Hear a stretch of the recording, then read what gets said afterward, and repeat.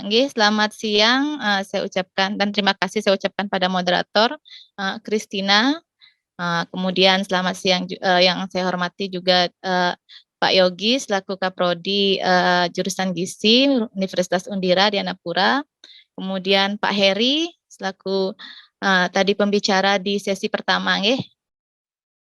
Kemudian, untuk mempercepat, jalannya, ini Zoom meeting kali ini, saya langsung saja ke materi nggih. Menggali prospek karir sebagai ahli gizi demi mengoptimalkan sumber daya manusia yang berkualitas, berkompetensi, dan profesional di bidangnya. Perkenalkan, saya Loeka Swastuti, saya ahli gizi di RSUD Kabupaten Buleleng. Selain saya sebagai ahli gizi di RSUD Kabupaten Buleleng, saya mencoba juga membuka usaha kecil-kecilan di rumah, yaitu membuka catering sehat untuk pasien yang untuk menurunkan berat badan, dan pasien dengan diet khusus. Ya, lanjut.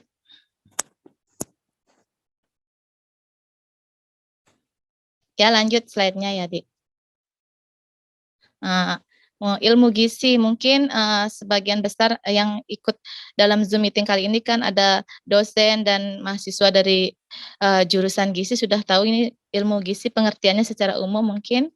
Ilmu gizi adalah salah satu bidang ilmu kesehatan yang mempelajari segala hal tentang gizi dan nutrisi yang sesuai dan dibutuhkan oleh manusia. Ya, lanjut. Kemudian kita kan kuliah di jurusan gizi itu prospeknya untuk ke masa depan kita apa sih tujuannya kuliah di jurusan gizi tersebut gitu.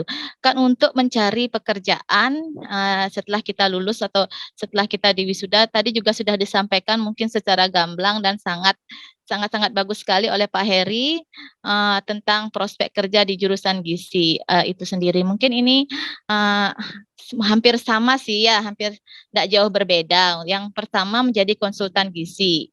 Industri ini memerlukan ahli gizi untuk membantu para member mendapatkan konsultan gizi profesional dan berpengalaman sebab mereka akan memastikan setiap member di klinik yang mendapatkan informasi tentang gizi itu sendiri. Yang kedua itu ahli gizi rumah sakit. Nah, setelah lulus atau diwisuda, biasanya akan ada UKOM, kemudian lulusan itu mencari STR, dan bisa bekerja sebagai ahli gizi rumah sakit seperti saya.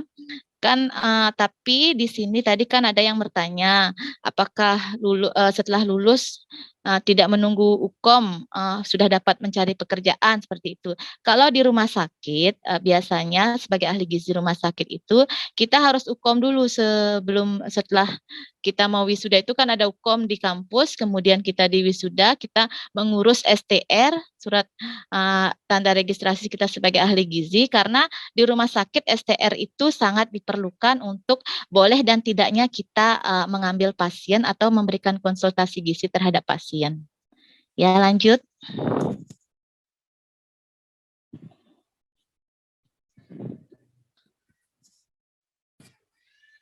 Lanjut.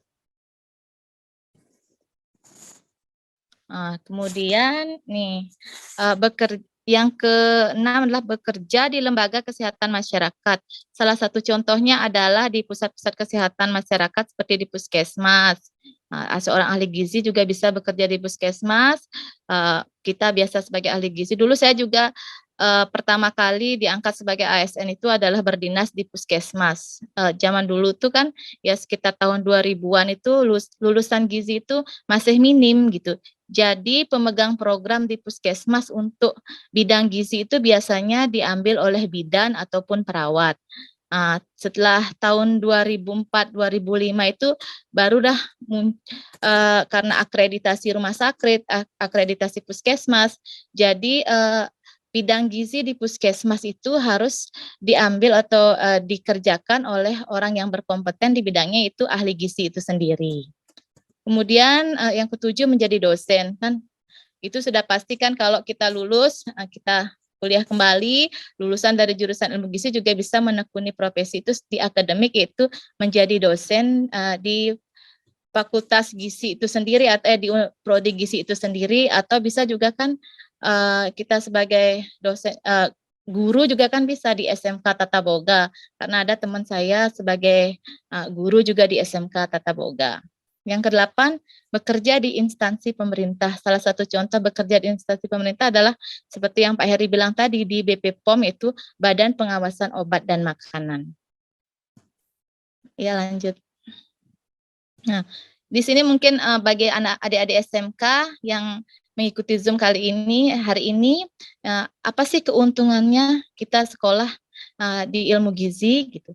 Satu, memiliki masa perkuliahan yang menyenangkan sebab mata kuliahnya unik karena ada masak-memasaknya. Pertama saya mah kuliah di gizi itu unik juga kan, pertama kali kuliah itu dulu D3 gizi saya di Akademi Gizi dulu masih ada perkuliahan tentang bahan makanan.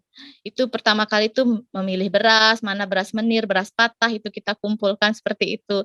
Kemudian membahas masalah gizi secara mendalam dan menarik. Nah, di sini tuh berapa sih kalau untuk menurunkan berat badan orang itu menjadi berat badan normal, bagaimana sih caranya dengan cara memberikan dia makan berapa gitu sesuai kebutuhannya. Kita belajar itu di ilmu gizi itu sendiri. Terus memiliki prospek kerja yang luas dan jelas. Tidak hanya di rumah sakit aja, tidak hanya melulu jadi ASN aja, tapi kita sebagai lulusan gizi itu bisa membuka peluang untuk orang lain juga. Kalau contohnya kita memiliki catering sehat, kita bisa mempekerjakan orang, walaupun nanti kita yang menimbang bahan makanannya, membuat menunya, agar kan pasien yang kita layani itu tidak bosen. Itu aja, karena pasien itu membayar mahal catering yang dia beli ke kita itu gitu. Dia diet tapi menyenangkan, tidak berasa dia diet seperti itu, tapi dia diet gitu. Ilmu yang bermanfaat untuk kesehatan baik diri sendiri, keluarga, dan orang sekitar. Ilmu gizi itu kita bisa manfaatkan juga untuk keluarga kita. Nanti kita punya anak, bagaimana anak kita nanti biar tidak melahirkan anak yang stunting. Karena anak stunting itu kan dimulai dari dia pola hidup atau dari masih kecil, nanti dia calon pengantin, seperti itu. Kita bisa sebagai ahli gizi kita bisa menerapkan ke anak-anak kita, ke orang tua kita, umpamanya orang tua kita menderita atau mertua kita menderita penyakit kencing manis atau diabetes mellitus, kita bisa menerapkan ilmu gizi yang kita dapat itu untuk mengolah makanan diberikan pada pasien yang berdiet khusus. Ya, lanjut. Kalau ada pertanyaan nanti bisa disampaikan, akan berusaha saya jawab. Oke, terima kasih, selamat pagi.